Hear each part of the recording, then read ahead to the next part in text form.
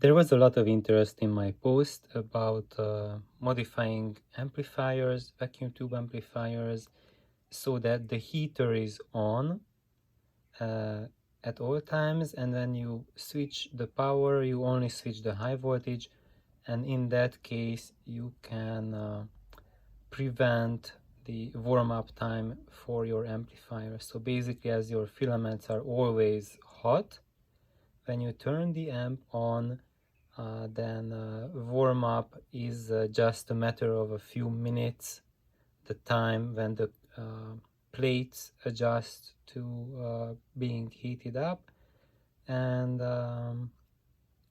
that's a really fantastic thing.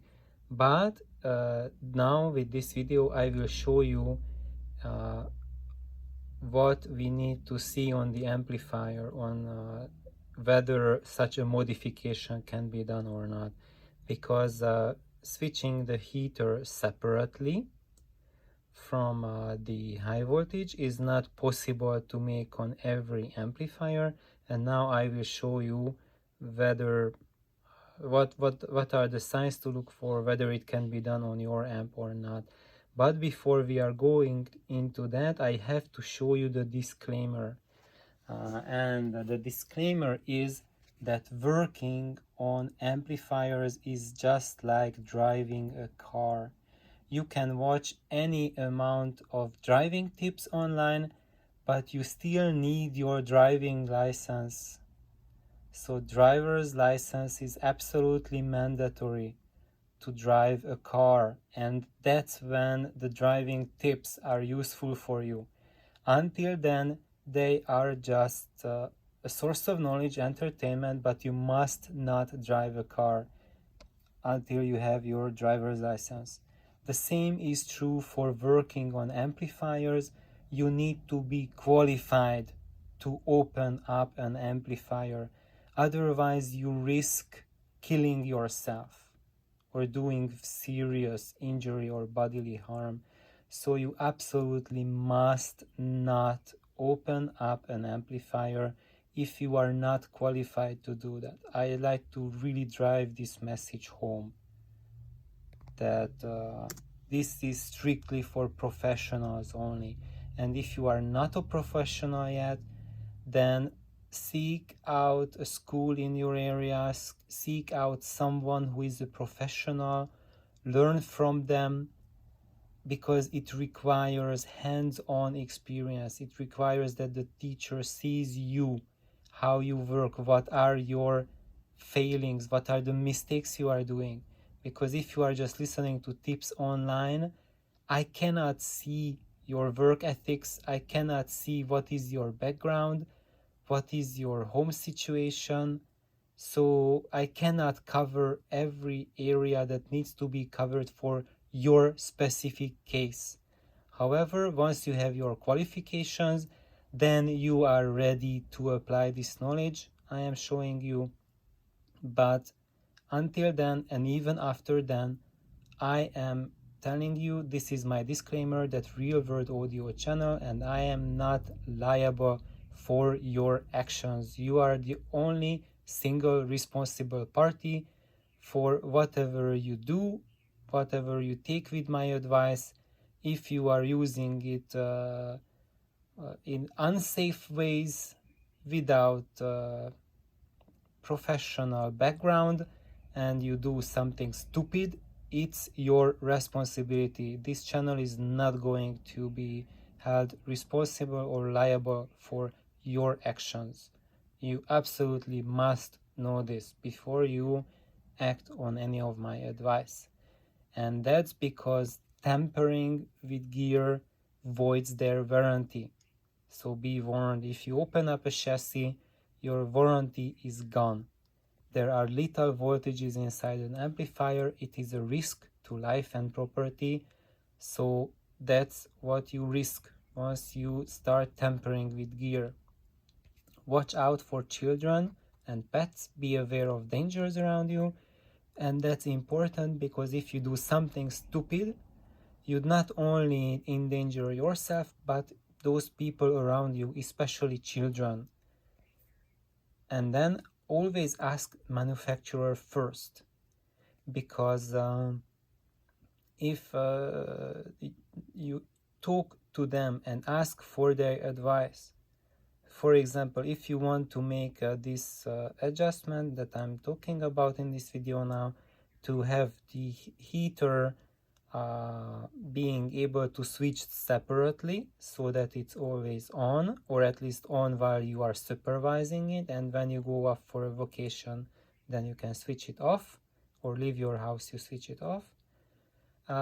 Ask the manufacturer first if that's a good idea on their product, or they can recommend it, or they will say that you absolutely must not do this because that amplifier is a specific case that cannot handle it. And if you ask them about advice whether they can do the modification, just send it to the company. They will do the mod for you for a fee, and then they send it back. Or maybe they will tell you that there is a professional in your area who can do the modification. Or if you can prove that you have qualifications, there are some manufacturers who are willing to allow you to do the modification yourself. So once again, proceed at your own risk and liability, because electricity has the power to kill. So I want you to be really aware of it. And also, if you are an electrician, or you are used to work on solid state amplifiers, then working on vacuum tube amplifiers is a completely different field and has a completely new set of risks that do not exist in the solid state world. So always be sure to seek out someone who has a big experience with vacuum tubes, and learn from them before you start working in an amp and accidentally kill yourself, because that can happen. And my number one advice for everyone who is working on amplifiers already is that if you are tired, then do not work on amplifiers, because this has been my experience for myself in my past 20 years.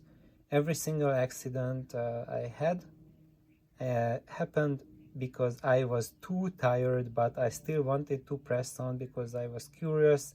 I wanted to hasten, and then I got a little zap. So don't do that to yourself. I am lucky that I'm still alive, but I can tell you that you can avoid all of that if you pay attention. Work on these gears only when you are fit to work on them, and of course after proper qualifications and trainings. So now let's see about this filament modification. So now we have a Quicksilver amplifier here. This is already an antique model. It's an old Quicksilver mono, but it really represents very well just about 95% of all the amplifiers out there in this regard that I am talking about now. So when you open up the chassis, then you see on the inside we see two big transformers, and this big transformer is the power transformer, and that's the output transformer. We also have a choke there.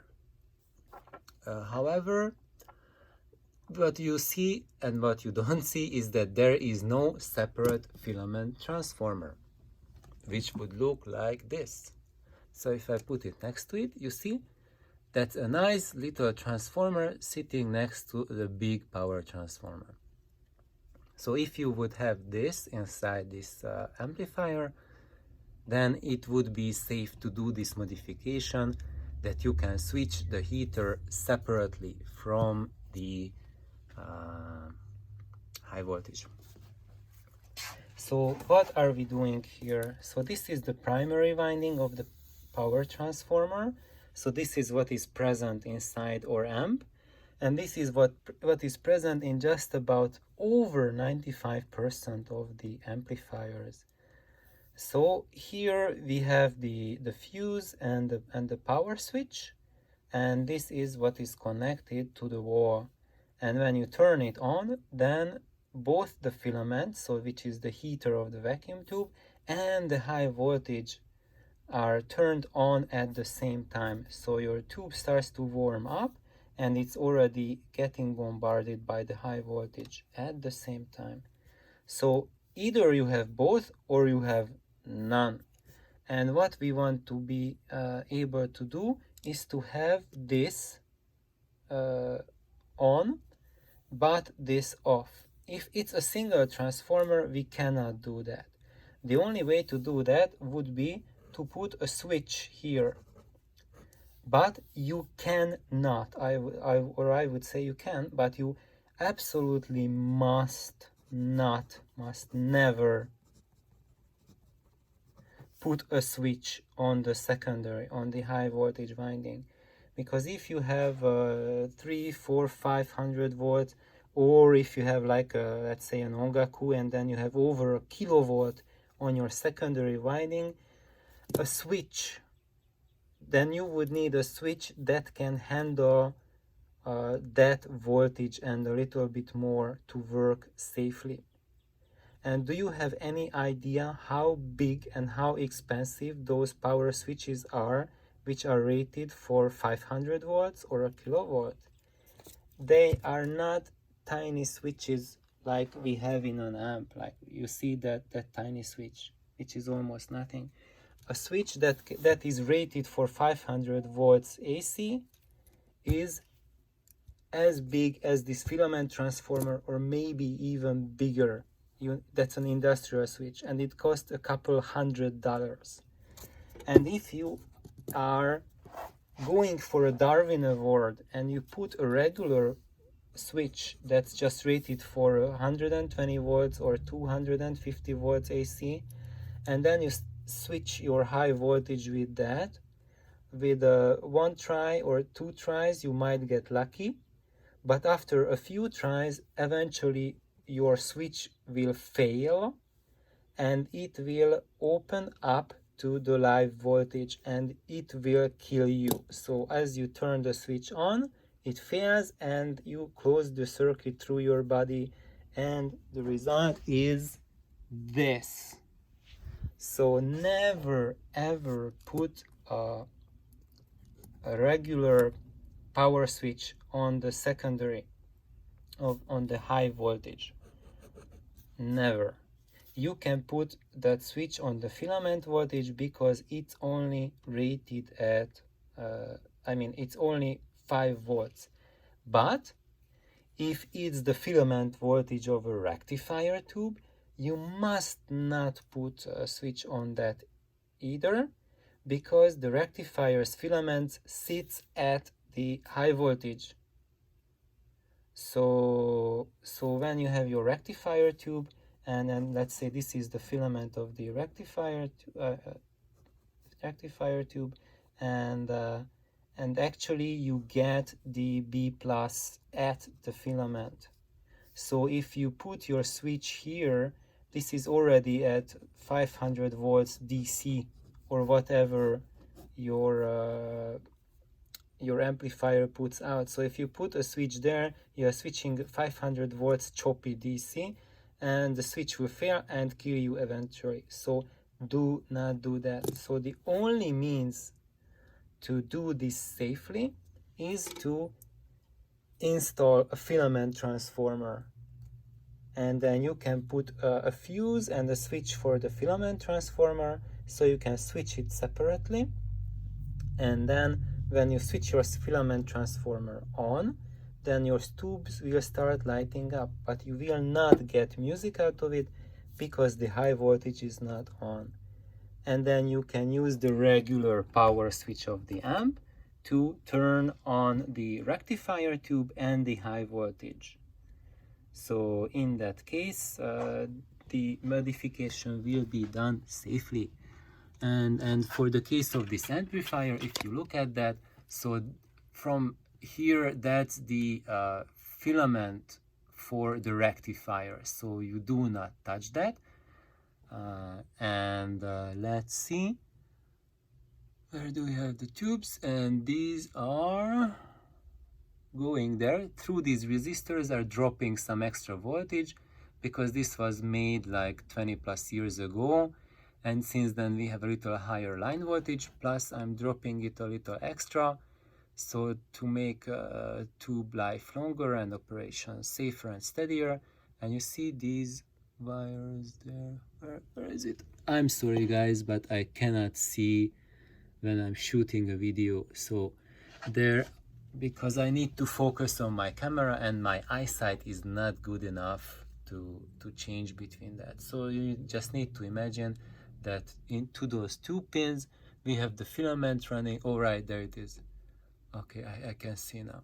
So those are the wires, those black wires that run underneath, that run to this tube, that run to that tube underneath over there, and then they run to heat the driver tubes. So it's these things that you need to put to your filament transformer. And so we have this scenario. This is how your amp was, and this is how it will be. So you are adding a filament transformer that has a low voltage secondary winding. In this case, it needs a 6.3 volts AC winding to feed these tubes. And then you switch this separately. And what happens is that you leave this on for most of the time, except if you leave your home or you go on a vacation, just turn it off. Just be sensible and be safe. But you can leave this on, like if you are going to use your amp, listen to it in the afternoon, then in the morning or a couple hours before that you can switch this on, and then when you do the listening, you flip on this switch and it brings on the high voltage. And then let's say you get a phone call, or you know that you have to go and work on your car, fix, mow the lawn, something like that, then you just turn off the high voltage and leave the filament on. And then an hour later you can come back, flip this back on, and then your amp is on. And you are saving a little bit of vacuum tube life, because it's the high, when the high voltage runs, that's when the cathode gets depleted. Also, if you want to do this mod, this fashion, so you are switching the secondary, that's not a good idea for two reasons. One, safety, you will kill yourself unless you buy a switch which costs more than a filament transformer, and it's bigger than a filament transformer, at least as big.